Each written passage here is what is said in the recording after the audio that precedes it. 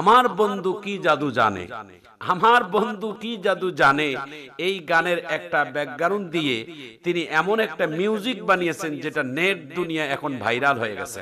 বাংলাদেশের প্রধানমন্ত্রী জনাব তারেক রহমান তেনার সহধর্মীকে নিয়ে বাংলাদেশের রাষ্ট্রীয় সফরে মালয়েশিয়া ও চীনের মধ্যে 6 দিনে গেছেন।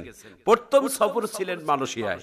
সেই মালয়েশিয়ার প্রধানমন্ত্রী আনোয়ার ইব্রাহিমে বাংলাদেশের একটা মিউজিক গানের ব্যাকগ্রাউন্ড দিয়ে তিনি বাংলাদেশের প্রধানমন্ত্রীকে স্বাগত জানাইছেন। সেই গানের মিউজিকের ভাষ্য ছিল এমন: আমার বন্ধু কি জাদু জানে, আমার বন্ধু কি জাদু জানে। এই গানের একটা ব্যাকগ্রাউন্ড দিয়ে তিনি এমন একটা মিউজিক বানিয়েছেন যেটা নেট দুনিয়া এখন ভাইরাল হয়ে গেছে। যে বাংলাদেশের প্রধানমন্ত্রী যেমন তার চেহারা সুন্দর, সুরত এমন, যেমন বয়স, মালয়েশিয়ার প্রধানমন্ত্রীর সাথে তার এমন একটা বন্ধুত্ব হয়েছে যে বাংলাদেশ আর মালয়েশিয়ার মধ্যে খুব একটা মহব্বত আর ভালোবাসা এবং রাষ্ট্রীয়ভাবে খুব কাঠামো শক্তিশালী হচ্ছে ইনশাআল্লাহ।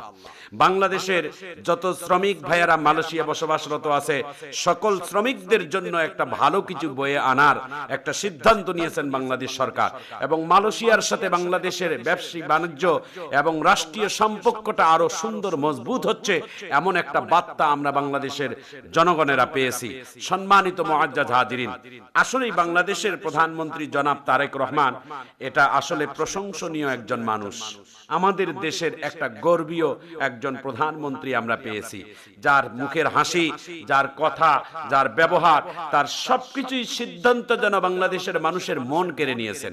কয়েকদিন আগে তিনি একটা সাক্ষাৎকারে সাংবাদিকদের সামনে বলেছেন যে আমাকে এখনো যদি এক্সরে করানো হয়, আমাকে যদি পরীক্ষা করানো হয়, তাহলে আমার পিঠের হাড় এখনো আপনারা বাঁকা দেখতে পাবেন। কিন্তু আমাকে যারা নির্যাতন করেছে, আমার উপর যারা অবিচার করেছে, আমার উপর যারা অত্যাচার করেছে, আমি এখন বাংলাদেশের প্রধানমন্ত্রী হয়ে যদি আমি তার এই বিচারগুলোকে যদি আবার করি, আমি যদি আবার প্রতিশোধ নেই, তাহলে তো আমার পিঠের হাড় বা পিঠের হাড় তো এখনো সোজা হবে না, আমার তো সেই জিনিসগুলো আর সোজা হবে না। আমি এই প্রতিশোধ না নিয়ে দেশের মানুষের জন্য কিছু কাজ করে যাই। সুবহানাল্লাহ, কি সুন্দর চমৎকার তার এই সিদ্ধান্তটা আমরা স্বাগত জানাই, আমরা শুভেচ্ছা জানাই। তিনি আরো বলেছেন, আমার মা বাংলাদেশের এদেশের তিনবারের প্রধানমন্ত্রী, তিনি একবার অসুস্থ হওয়ার কারণে হসপিটালের অ্যাম্বুলেন্স চেয়েছিলেন, সেই অ্যাম্বুলেন্সও সেই সময় তাকে আমার মাকে দেওয়া হয়নি। এখন আমি বাংলাদেশের প্রধানমন্ত্রী, এখন যদি আমি এগুলো প্রতিশোধ নেই, তাহলে তো আমার মাকে আর আমি ফিরে পাবো না, আমি আমার বেগম খালেদা জিয়াকে আর ফিরে পাবো না। আমি প্রতিশোধ না নিয়ে আমি বরঞ্চ দেশের মানুষের জন্য কিছু কাজ করে যেতে চাই। প্রিয় ভাইরা আমার, প্রিয় বন্ধুরা আমার, বাংলাদেশের প্রধানমন্ত্রী জনাব তারেক রহমান, আমরা আপনাকে স্বাগত জানাই, আমরা আপনাকে মোবারকবাদ জানাই যে আপনি এমন সুন্দর কথাগুলোকে বলে আপনি বাংলাদেশের মানুষদেরকে মন জয় করতেছেন। শত্রুকে, যারা শত্রু, যারা আপনার ক্ষতি করেছে, আপনি তাদেরকে ক্ষমা করে দিয়েছেন। এটা তো মহান আল্লাহ তাআলা আমাদের নবীকে এই সিফতটা দিয়েছেন। নবী মুহাম্মদ সাল্লাল্লাহু আলাইহি ওয়াসাল্লাম তিনি ছিলেন একজন মহান মনের মানুষ। আল্লাহর নবীকে যারা এভাবে, যারা আল্লাহর নবীকে অত্যাচার করেছে, অবিচার করেছে, আল্লাহর নবী মুহাম্মদ সাল্লাল্লাহু আলাইহি ওয়াসাল্লাম, আল্লাহর নবী মদিনার নববীর ভিতরে সিজদায় পড়ে গেছেন। মক্কা মদিনার কাফেরেরা আমার নবীর নামাজরত অবস্থায় মরা উটের নারী ভুঁড়িগুলো আমার নবীর শরীরের মধ্যে চাপিয়ে দিয়েছে।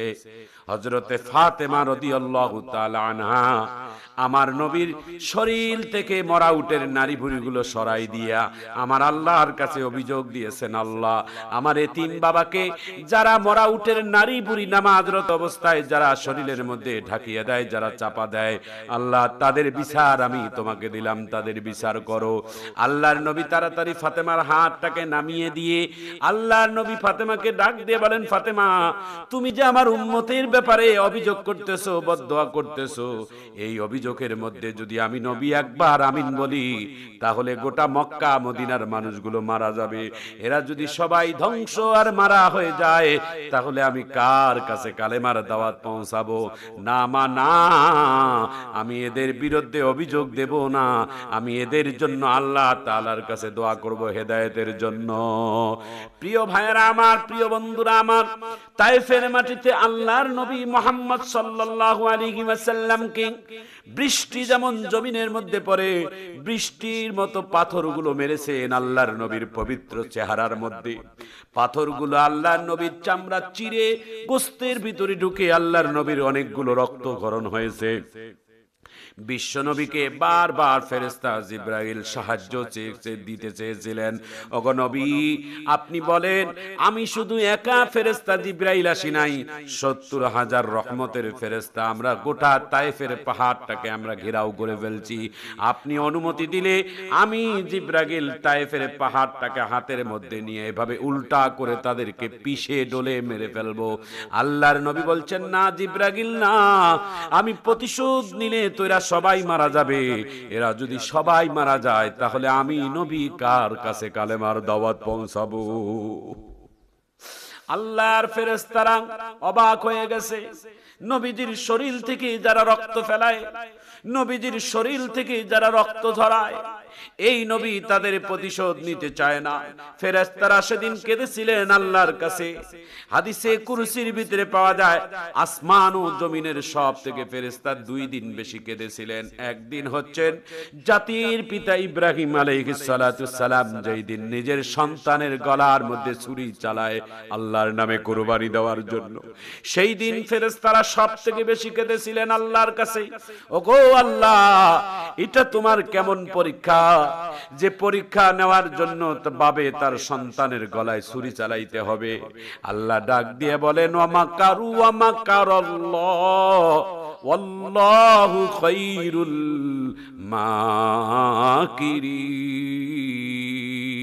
মাকিরিন। আল্লাহ বলেন, আরে ফেরেশতারা তোমরা একটু অপেক্ষা করো, দেখো আমার খেলা কোথায় চলে যায়। ভাইয়েরা আমার, বন্ধুরা আমার, আল্লাহর নবী, আল্লাহর ফেরেশতারা সেই দিন সব থেকে বেশি কেঁদেছিলেন। আল্লাহর ফেরেশতা জিবরাইল সহ সেই দিন কেঁদেছিলেন। ভাইয়েরা আমার, বন্ধুরা আমার, পরীক্ষা পাশ হয়ে গেল। আল্লাহর ফেরেশতারা অবাক হয়ে গেল। দ্বিতীয় ফেরেশতারা কেঁদেছিলেন তায়েফের মাটিতে নির্দোষ নিরপরাধ মহামানবটাকে যেই দিন কাফেরেরা লেলিয়ে দিল যুবকদেরকে আল্লাহর নবীকে পাথর মারার জন্য। নবীজিকে বেহুশ করে ফেলায় পাথর মারতে মারতে নবীদের জান বাহির হয়ে যায়। কিন্তু আল্লাহ তাআলা নবীকে ফেরেশতা জিবরাইলকে পাঠিয়ে দেয় নবীকে সাহায্য করার জন্য। কিন্তু নবী এত অত্যাচার সহ্য করতেছে, রক্ত জমিনের মধ্যে গড়ে গড়ে পড়তেছে, এরপরও আল্লাহর নবী ফেরেশতাদের সাহায্য নেয় না। মহান নবী কাকে বলে? রহমাতুল লিল আলামিন নবী কাকে বলে? যে এত নির্যাতন সহ্য করেছেন, এত রক্ত ঝরেছেন, তবু উম্মতের দয়ায় তিনি তাদের কারোর জন্য বদদোয়া করেননি।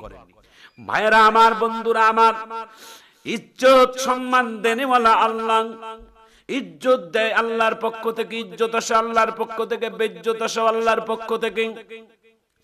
জনাব তারেক রহমান বাংলাদেশের প্রধানমন্ত্রী আপনাকে যেভাবে অত্যাচার করেছে, আপনার মাকে যেভাবে অত্যাচার করেছে, আপনার পরিবারটার উপর যেভাবে অত্যাচার করেছে, আমরা বাংলাদেশের মানুষ প্রথম ভেবেছিলাম হয়তো আপনি বাংলাদেশের শাসনে এসে বড় কঠিন হয়ে যাবেন, আপনি হয়তো মানুষগুলোকে মাটির ভিতর থেকে উঠিয়ে নিয়ে আনি প্রতিশোধ নেবেন।